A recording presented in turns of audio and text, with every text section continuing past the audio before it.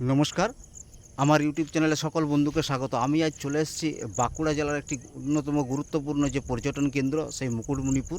সেই মুকুটমণিপুরে চলে এসেছি। এই মুকুটমণিপুরে অ্যাকচুয়ালি প্রকৃতপক্ষে মুকুটমণিপুরকে বাঁকুড়ার রানী বলা হয়। কী কারণে বলা হয় দেখেই বুঝতে পারছেন, পিছনে জলাধার এবং এই নৌকাগুলো সব সাথে সাথে দাঁড়িয়ে আছে। প্রকৃতপক্ষে যদি মুকুটমণিপুর আসতে হয় তাহলে একমাত্র এই সময় বর্ষাকালেই, এই সময় আসলেই ভালো, কারণ এই সময় এই জলাধারে প্রচুর জল থাকে এবং এখান থেকে যদি অতিবৃষ্টির কারণে এখানে জল বেশি জমে যায় তাহলে এই সময় জল ছাড়া হয় এখান থেকে। এই মুকুটমণিপুরের যে গেটগুলো আছে জলাধারের, সেই জলাধারের গেট থেকে জল ছাড়া হয়। তো এই কারণে এই সময় বর্ষাকালে আসলে মুকুটমণিপুরের যে সৌন্দর্য, যে অপরূপ সৌন্দর্য, সেটা দেখার আপনার সুযোগ থাকবে। তো আমি ওই কারণে আজকেই চলে এসেছি এই বাঁকুড়ার যে রানী মুকুটমণিপুর জলাধারের ঠিক সাইডে দাঁড়িয়ে রয়েছি। দেখুন, এখন পর্যটক নেই বললেই চলে, কিন্তু প্রকৃতপক্ষে যদি ঘুরতে আসতে হয় তাহলে এই সময়টিতে আসাই ভালো, কারণ এই সময় এখানে প্রচুর জল থাকে এবং এখানের যে গেট দিয়ে জল ছাড়ে, যে ড্যামের গেট থেকে সে দেখার মতন দৃশ্য, সেটা আমি একটু পরে দেখাচ্ছি। তো সেখানেও যাব, ওই কারণেই আসা, ওই জল ছাড়ার মুহূর্তটা দেখার জন্য।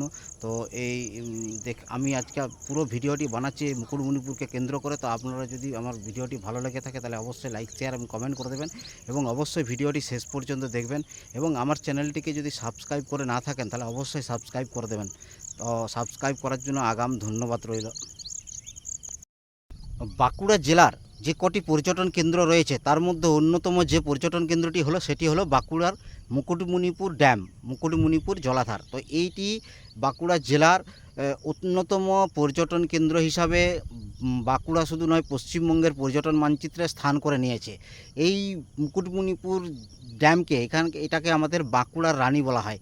তো এই মুকুটমণিপুর জলাধার দেখার জন্য শুধুমাত্র বাঁকুড়া জেলা নয়, পশ্চিমবঙ্গের বিভিন্ন প্রান্ত থেকে প্রচুর মানুষ শীতকালের সময় আসেন এই জায়গায় ঘুরতে। শুধু ঘুরতে নয়, এখানে পিকনিক করতে, এমনকি দু এক দিনের জন্য সময়ও কাটিয়ে যায়। তার জন্য এখানে প্রচুর লজ, হোটেল, রিসর্ট রয়েছে এবং কি পশ্চিমবঙ্গ সরকারের যে যুব আবাস সেটাও রয়েছে।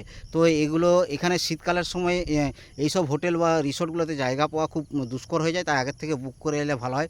তবে যদি মানে এই যে মুকুটমণিপুর বাঁকুড়ার রানী যে কারণে বলা হয়, কারণ হচ্ছে এখানকার অপরূপ সৌন্দর্যে যে ভরা যে রূপ, সেই অপরূপ সৌন্দর্য ভরা রূপ দেখতে হলে এই বর্ষার সময়ে এখানে আসাটা সবথেকে ভালো। কারণ এই সময় আপনি এইখানে মুকুটমণিপুর জলাধারের জল বেড়ে যাওয়ার কারণে, অতিবৃষ্টির কারণে যে মুকুটমণিপুর জলাধারের যে জল বেড়ে যাওয়ার কারণে এইখানে ড্যাম থেকে জল ছাড়া হয়।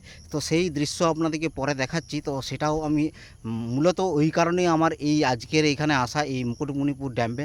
তো আমি এসছি প্রায় দুপুর নাগাদ, তো আমি বিকেল নাগাদ ফিরে যাব। তো এলেও আমি পুরো এইখানে যত প্রাকৃতিক সৌন্দর্য, যেটা যতটা পারা যায় এই কম সময়ের মধ্যে চেটেপুটে উপভোগ করে তবেই আমি বাড়ি ফিরব। তো আপনাদেরকেও সেই যাতে আমার সাথে সাথে আপনারাও আমার এই প্রাকৃতিক সৌন্দর্য ভরা যে অপরূপ রূপ মুকুটমণিপুর জলাধারের, সেটাও আপনারা যাতে উপভোগ করতে পারেন, সেই জন্যই আমি এই ভিডিওটি বানাচ্ছি। তো এই ভিডিওটি যদি আমার ভালো লেগে থাকে তাহলে অবশ্যই লাইক, শেয়ার এবং কমেন্ট করে দেবেন। এবং যদি আমার চ্যানেলটিকে সাবস্ক্রাইব করে না থাকেন তাহলে অবশ্যই আমার চ্যানেলটিকে সাবস্ক্রাইব করে দেবেন।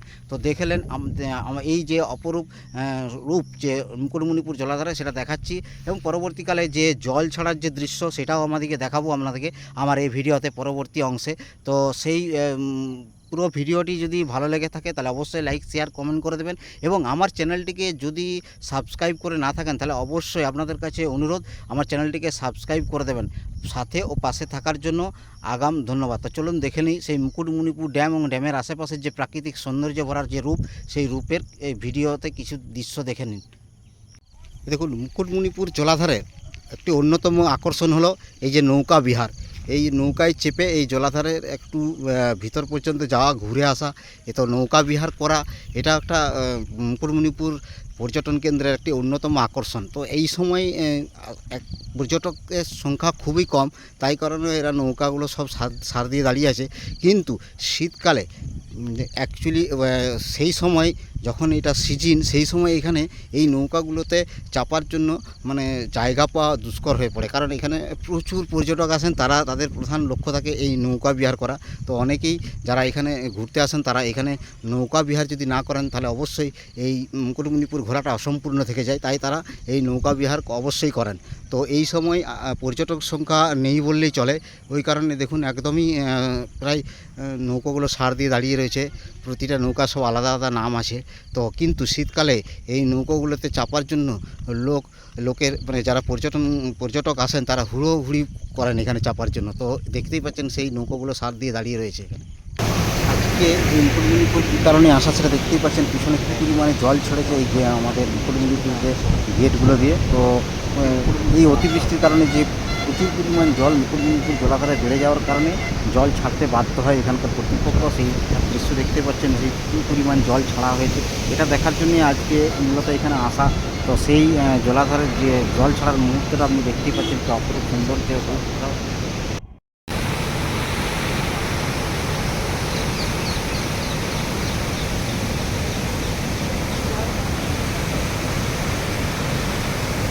দেখতেই পাচ্ছেন কী পরিমাণ জল ছাড়া হয়েছে এই কদিন।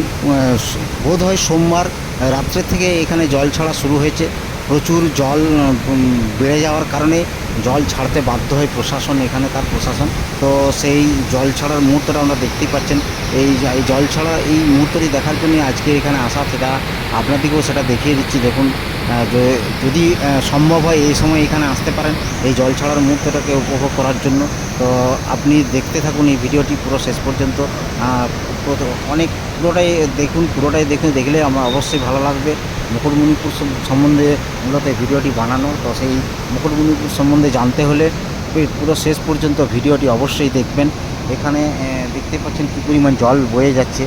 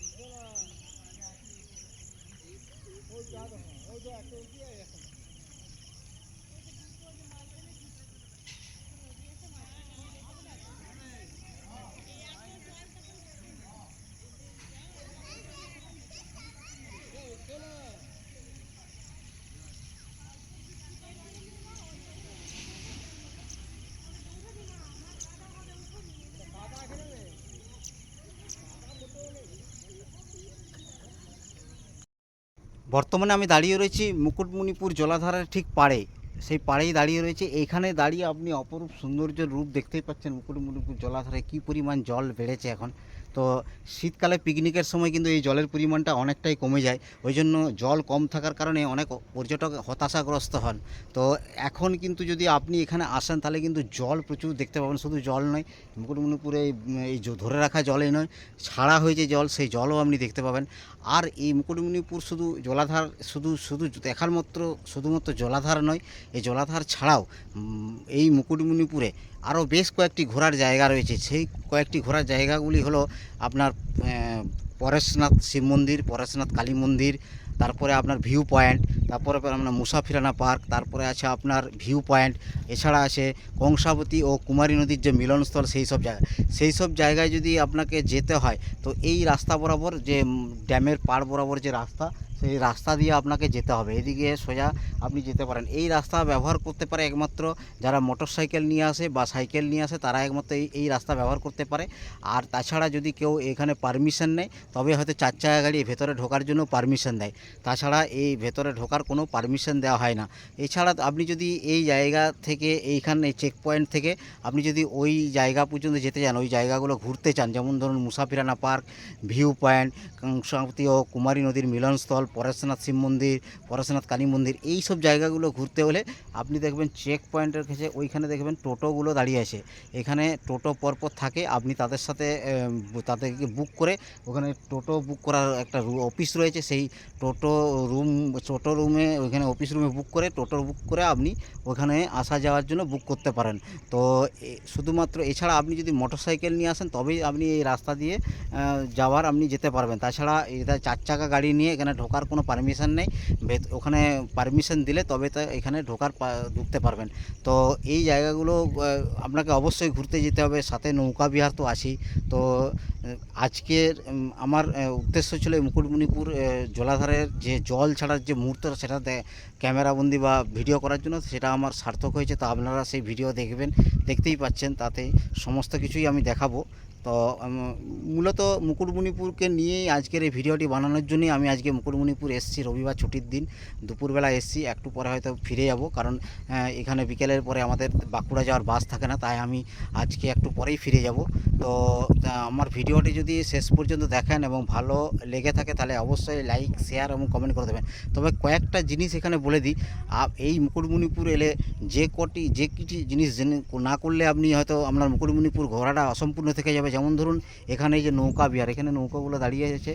এই যে শীতকালের সময় যারা এখানে আসে তারা নৌকা বিহার করতে ভোলে না, প্রথমত। দ্বিতীয়ত, এই রাস্তা বরাবর গিয়ে যে কয়েকটি দর্শনীয় স্থান রয়েছে, যেমন Musafirana park, view point, Kangsabati ও কুমারী নদীর মিলনস্থল, পরেশনাথ শিব মন্দির, পরেশনাথ কালী মন্দির, এই সব জায়গাগুলো ঘুরতে অবশ্যই ভুলবেন না। কারণ এই সব জায়গাগুলো যদি না ঘোরেন এবং নৌকা বিহার না করেন তাহলে আমার বোধ হয় মুকুটমণিপুর ঘোরাটা অসম্পূর্ণ থেকে যাবে। তাই এইসব জায়গাগুলো অবশ্যই ঘুরতে যাবেন। দেখুন, মুকুটমণিপুর জলাধারে একটি অন্যতম আকর্ষণ হলো এই যে নৌকা বিহার। এই নৌকায় চেপে এই জলাধারের একটু ভিতর পর্যন্ত যাওয়া, ঘুরে আসা, এ তো নৌকা বিহার করা, এটা একটা মুকুটমণিপুর পর্যটন কেন্দ্রের একটি অন্যতম আকর্ষণ। তো এই সময় পর্যটকের সংখ্যা খুবই কম, তাই কারণে এরা নৌকাগুলো সব সার দিয়ে দাঁড়িয়ে আছে। কিন্তু শীতকালে অ্যাকচুয়ালি সেই সময় যখন এটা সিজন, সেই সময় এখানে এই নৌকাগুলোতে চাপার জন্য জায়গা পাওয়া দুষ্কর হয়ে পড়ে। কারণ এখানে প্রচুর পর্যটক আসেন, তাদের প্রধান লক্ষ্য থাকে এই নৌকা বিহার করা। তো অনেকেই যারা এখানে ঘুরতে আসেন তারা এখানে নৌকা বিহার যদি না করেন তাহলে অবশ্যই এই মুকুটমণিপুর ঘোরাটা অসম্পূর্ণ থেকে যায়, তাই তারা এই নৌকা বিহার অবশ্যই করেন। তো এই সময় পর্যটক সংখ্যা নেই বললেই চলে। ওই কারণে দেখুন একদমই প্রায় নৌকাগুলো সার দিয়ে দাঁড়িয়ে রয়েছে। প্রতিটা নৌকা সব আলাদা আলাদা নাম আছে। তো কিন্তু শীতকালে এই নৌকোগুলোতে চাপার জন্য লোকের মানে যারা পর্যটক আসেন তারা হুড়োহুড়ি করেন এখানে চাপার জন্য। তো দেখতেই পাচ্ছেন সেই নৌকোগুলো সার দিয়ে দাঁড়িয়ে রয়েছে এখানে।